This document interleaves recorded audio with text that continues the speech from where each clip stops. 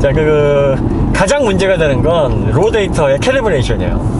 그리고 이게 장애물을 회피를 하는 거가 그렇게 단순한 게 아니에요. 그러니까 차선을 하나 바꾸더라도 뒤에서 다가오는 차가 속도가 시시각각 변하고 앞에서 다가오는 주행하는 차도 속도가 변한단 말이에요. 그 사이에서 양쪽의 속도를 계산을 하고 차선을 변경을 하면서 안전하게 차선을 유지해서 자기 경로를 간다라는 그게 단순히 뭐 하나만 연산해서 되는 문제가 아니에요. 내 속도, 뒤에 오는 차, 상대방의 차, 그리고 상대방의 차의 어떤 경로의 예측, 또 위험 요소가 발생했을 때 비상 대책, 뭐 이런 게 다 있어야 돼. 그리고 카메라, 또 뭐 레이더, 그리고 소나, 또 GPS, IMU, 여기에서 오는 그 수많은 정보들을 초당 계속 빠르게 연산을 해야 돼. 그리고 나서 각각의 오차를 계산해서 캘리브레이션을 해야 돼요. 그러니까 오차가 발생하면 줄이고, 오차가 발생하면 보정하고, 계속 이것도 해야 돼. 자, 이게 순간적으로 조금의 오차도 없이 계속 차가 멈출 때까지 진행이 돼야 되는 게 자율주행이에요. 이게 간단하겠냐고. 간단하지 않다고.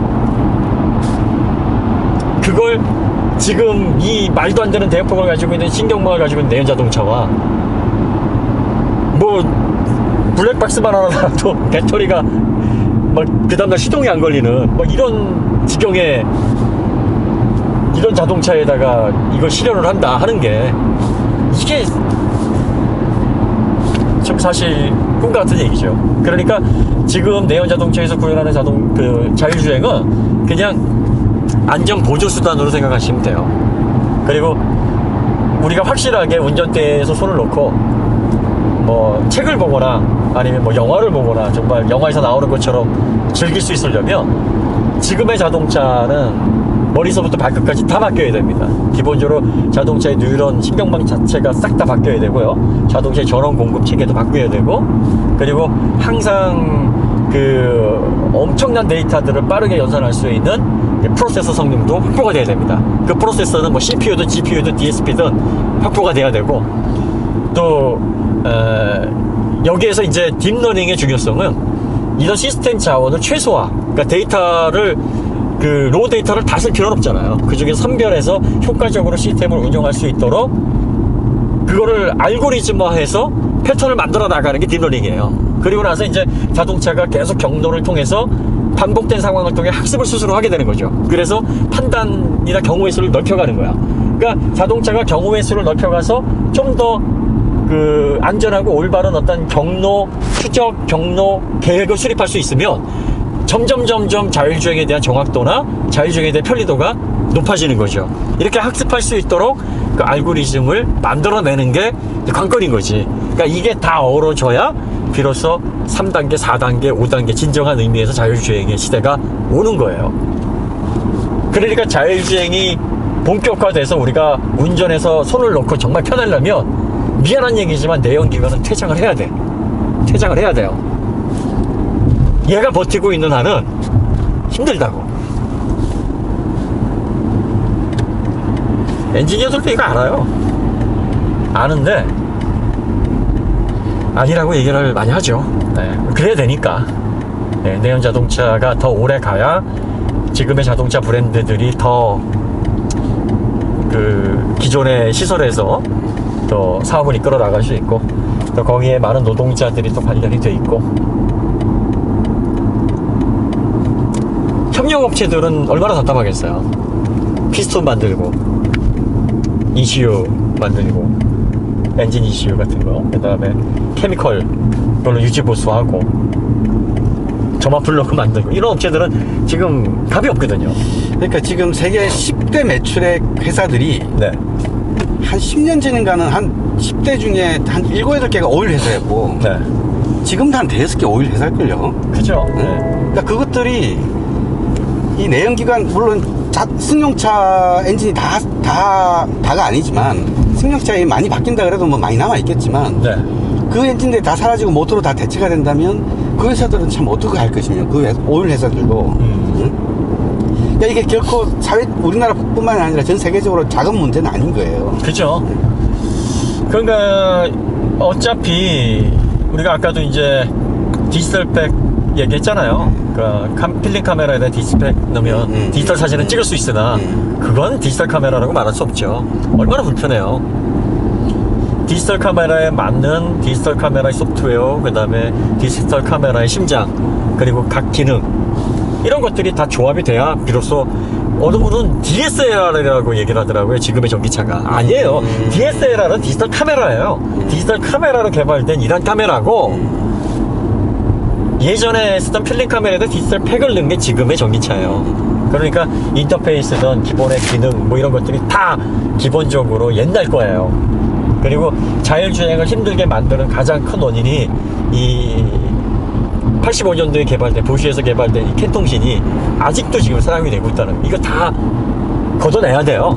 그러니까 이런 식으로 이제 진화가 돼버리면 말씀하셨듯이 세계 기업의 지도가 바뀌는 거죠. 네. 그래서 알고도 못하는 경우가 있어요. 왜? 뻔히 알아요. 이게 이렇게는 안 된다는 거. 그런데 어떻게든 하는 척을 할 수밖에 없어요. 그래서 어떻게 하든 연명을 하는 수밖에 없어요. 그러니까 지금 내연 자동차는 이 비유가 맞을지 모르겠는데 암사기예요. 암사기. 그러니까 호스피스 연명 치료밖에 할 수밖에 없어요. 아, 네. 너무해. 근데 그게 최대한 시간을 늘릴 수밖에 없는 거야. 최대한. 그게 목적이잖아. 그러니까 연명 치료는 고통 없이 최대한 수명을 늘리는 데 있지, 그걸 치유하는 데 있지가 않아요. 그러니까 지금 내연 자동차가 딱 그런 입장이에요. 시대의 흐름, 이노베이션을 목전에 두고 이걸 어떻게 못하는 거예요. 지금 스스로는 혁명을 못 가져오고 내 발등을 찍어낼 수는 없고, 그렇다고 안 할 수도 없고, 체질 개선은 해야 되겠고, 장기가 손상되면 이식밖에 답이 없잖아요. 지금 내연 자동차가 그 상태예요. 고칠 수가 없어. 투석 가지고 지금 버티고 있는 건데, 신장 이식을 받으면 나아요. 그러니까 전기차나 차세대 자율주행에 맞고 앞으로의 그 스마트 모빌리티에 맞는 그러한 동력원으로 바뀌면 돼요.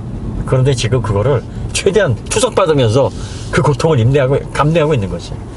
그런데 테슬라 같은 업체들이 나와서 야, 이 뭐 하는 짓이야, 다 걷어치우고 다시 시작해, 이렇게 되니까 이제 발등에 불이 떨어진 거예요. 사실은 테슬라가 만약에 나오지 않았다면, 그럼 한참 여유있게 이제 스케줄을 진행하죠. 그렇죠. 한참 이제 로드맵을 짜놓고 앞으로 20년간은 하이브리드가 전성기가 될 겁니다. 그래서 비전만 이렇게 던져주면서 앞으로 이게 있을 거야, 이렇게 조금씩 줬을 텐데 너무 급격하게 이제 방향 전환이 시작된 거예요. 오토파일럿이 아까도 얘기했지만 오토파일럿 성능이 좋은 이유는 신경망 자체가 바뀌고 있어서 그래요. 그러니까 모델 S는 조금 바뀌었고 한 25% 정도, 모델 X는 그보다 좀 더 바뀌었고, 모델 3가 최근에 오토파일럿 기능이 제일 좋아요. 사고도 제일 없고, 그게 좀 더 신경망 대역폭이 최신 전기차, 차세대 전기차 자율주행에 맞게 바뀌어 있어서 그래요. 모델 Y는 이제 거의 완벽에 가까운 전기차 형태로 나온다 그래요. 그렇게 되면 이런 차들은 자율주행에 적합한 신경망을 일단 갖추고 있는 거고, 여기에서 프로세싱, 그 다음에 디시전까지, 딱 디텍션까지 안정적으로 입혀지고, 또 딥러닝은 또 계속 이제 그 알고리즘 발전하고 있으니까 뭐 이런 것들이 가세를 해서 효율성만 높이게 되면 정말 3단계 자율주행이 오는 거죠. FSD. 이게 실현이 되는 거예요. 그래서 테슬라의 오토파일럿이 기술력이 좋고 뭐 걔네들이 구현을 잘해서 라기보다는, 물론 그런 것도 있겠죠, 기반 자체가, 틀 자체가 자율주행을 받아들이기가 딱 좋은 틀이에요. 자율주행 생각하실 때 너무 신봉하지 마시고요. 이거 너무 이렇게 믿지 마세요. 지금 내연기관에서 그 구현되는 자율주행은 그냥 안전 보조 수단으로 보시면 돼요. GV80에 뭐 다양한 기능을 넣는 건 좋은 일이에요. 이게 뭐 내연기관에서 완벽한 자율주행이 되기는 어려우나 그렇게 뭐 다양한 걸 시도하는 건 좋은 일이고, 또 그런 기술에 대한 데이터가 축적이 돼야 순수 전기차가 이제 본격적으로 개발이 됐을 때 그 FSD가 본격적으로 제대로 구현이 될 수 있는 기반이 되겠죠. 하지만 그런 어떤 기술들이 들어가 있는 거를 그냥 그런 의미적인 차원에서 뭐 해석을 하시고요. 그거에 대해서 너무 큰 의미를 두고 이게 있으니까 안전하게 이 기능을 잘 활용할 수 있겠구나 해서 너무 맹신하지는 않으셨으면 좋겠어요. 자율주행 얘기하다 보면은 뭐 관련되어 있는 뭐 스파크라든지 알렉시오라든지 뭐 얘기할 거 많아요. 그리고 또 뭐 PPP를 어떤 식으로 조율을 하는지, 또 기준국은 또 어떤 식으로 해서 GPS 오류를 줄이는지. 자율주행 공부하시는 분들도 보면 참 길을 잘못 선택하신 것 같아요. 너무 힘든 거를. 그 힘든 거를 하시려고 하시더라고요. 지금 시스템도 뒷받침이 안 돼가지고.